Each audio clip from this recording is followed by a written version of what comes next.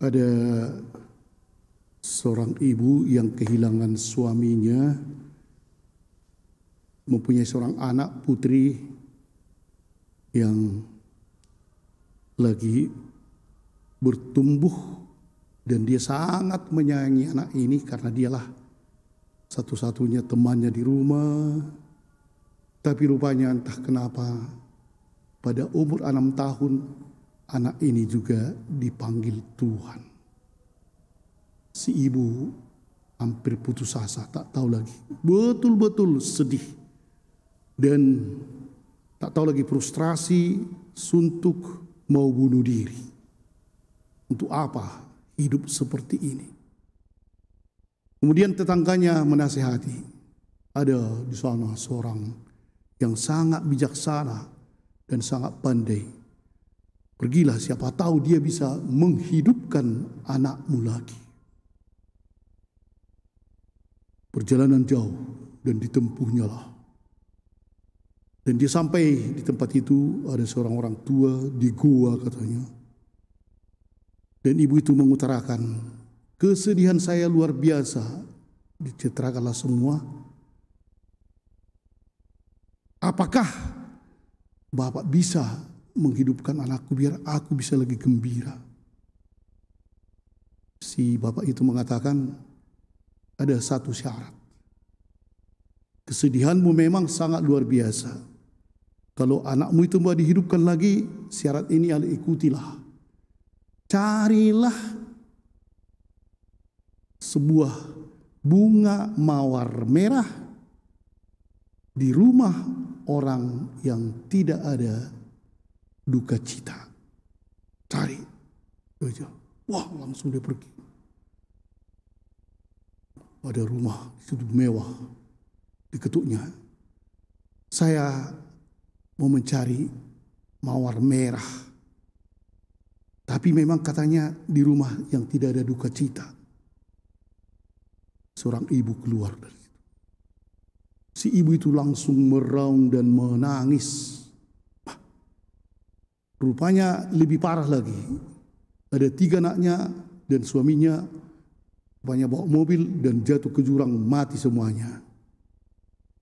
Si ibu ini lebih parah lagi dari. Jadi malahan si ibu ini yang menghibur. Janganlah kita terlalu sedih, janganlah terlalu sedih. Harus begini, saya begini. Disitulah dia tinggal 1 minggu. Kemudian pergilah. Rupanya tak satu pun keluarga yang tidak ada kesedihan. Dan kembalilah dia kepada pertapa itu. Bagaimana? Udahlah, sudah saya terima. Saya pikir saya yang paling sedih, rupanya masih banyak orang yang lebih menderita. Biarlah anakku berbahagia di surga sana. Para bapak dan ibu dan saudara-saudara sekalian, pada hari ini kita agak merayakan atau mengenang atau memestakan kesedihan Bunda Maria. Senang kita dia sedih, begitulah kita pestakan. Tapi apa sebenarnya maksudnya ya? Di sini kalau kita lihat Bunda Maria dalam perjalanan menjadi Bunda Penebus, sebenarnya itu luar biasa ya, penderitaannya. Ketika dia dipilih oleh malaikat Gabriel pun sudah susah. Dan kemudian ketika dia membawa anak itu ke bait Allah, Simeon sudah langsung mengatakan, sebuah pedang akan menusuk hatimu gara-gara anak ini. Dan kemudian dalam perkembangannya bagaimana Maria sangat berduka cita ketika anaknya terus dibully. Semua mengirim SMS kepada orang lain, Yesus itu begini itu Yesus itu. Dialah melanggar hukum Sabat. Dan malahan betapa Maria begitu menderita ketika anaknya hampir di kampungnya sendiri mau dijatuhkan dari tebing.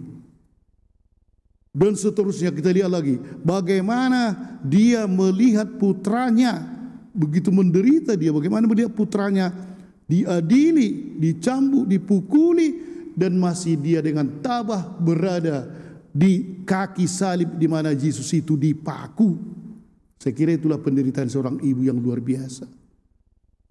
Tapi memang seorang ibu apapun akan dibuatnya untuk putranya. Dan pada hari ini sebenarnya memang dalam tradisi Israel, seorang ibu yang kehilangan anaknya ketunggal pula ini tanpa keturunan, maka ibu ini terbuang.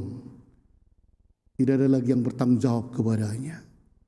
Dan rupanya disitulah Yesus masih melihat ketika darahnya sudah bertetes dan sudah hampir mati, masih dia lihat ibunya dan menyerahkannya tadi kepada Yohanes. Inilah ibumu, inilah anakmu. Dan akhirnya menurut tradisi Yahudi sudah ada yang menampung ibunya.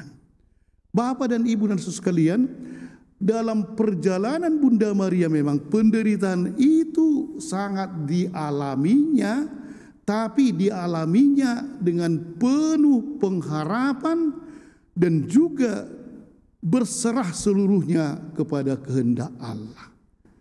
Ketika Yesus dipaku di salib itu, dia menyerahkan semuanya kepada Tuhan.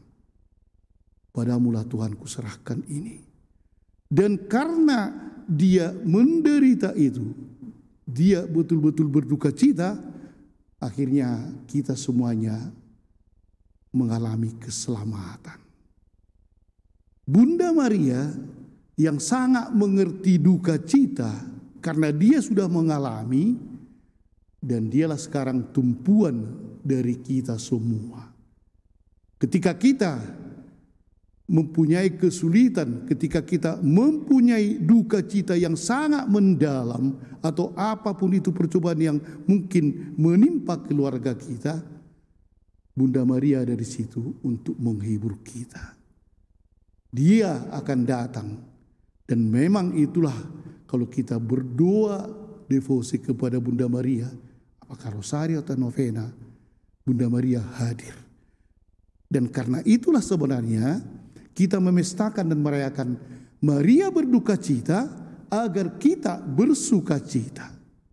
Ada orang yang mengorbankan dirinya untuk kebahagiaan kita. Dan disinilah sebenarnya para bapak dan ibu, marilah kita seperti Bunda Maria yang berdiri di salib itu dengan tabah melihat penderitaan Yesus dan menyerahkannya semuanya kepada Tuhan. Fiat voluntas tua, jadilah kehendakmu. Pada hari ini marilah kita, ketika apapun kedukaan yang sangat berat kita hadapi, selalulah seperti Bunda Maria, serahkan dengan penuh pengharapan kepada kehendak Allah, dan Maria ada di samping kita yang sudah mengalami penderitaan lebih daripada kita. Amin.